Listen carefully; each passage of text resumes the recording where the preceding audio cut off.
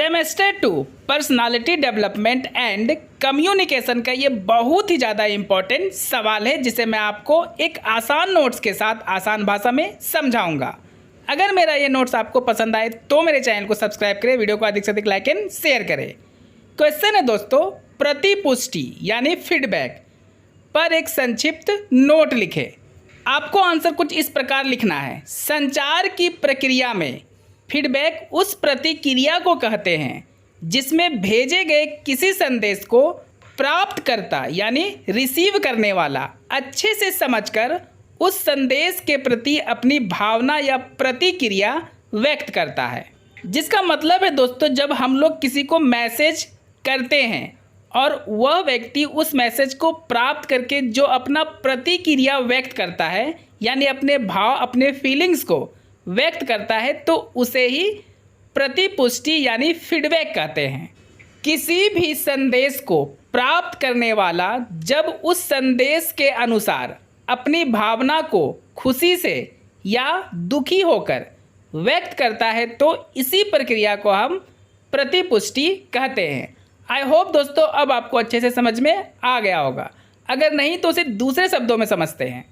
दूसरे शब्दों में हम यह भी कह सकते हैं कि जब किसी संदेश को प्राप्त करने पर प्राप्त करना यानी रिसीव करने वाला अपनी शारीरिक प्रतिक्रिया जैसे मुस्कुराना, दुखी हो जाना, उत्तेजित हो जाना इत्यादि जैसे हाव भाव व्यक्त करता है तो इसी प्रक्रिया को फीडबैक या प्रतिपुष्टि कहते हैं। सीधा सा मतलब है दोस्तों, जब हमें कोई संदेश ऐसा प्राप्त होता है जो हमें खुशी प्रदान करता है तो हम लोग मुस्कुराते हैं और दुख वाले संदेश पे हम लोग दुख को व्यक्त करते हैं।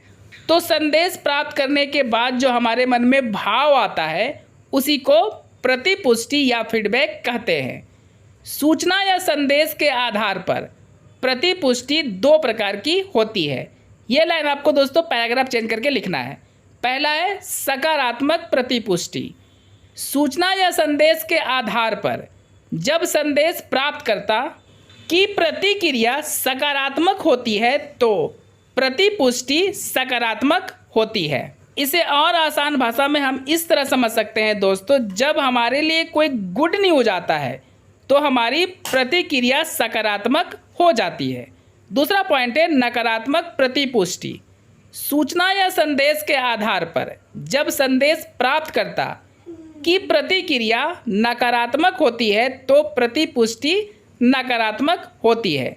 इसे भी आसान शब्दों में हम इस तरह समझ सकते हैं कि जब कोई ऐसा मैसेज हमारे पास आता है जिसे प्राप्त करने के बाद हम दुखी हो जाते हैं और ये हमारे लिए बैड न्यूज होता है तो ये एक नकारात्मक प्रतिपुष्टि हमारे लिए साबित होती है।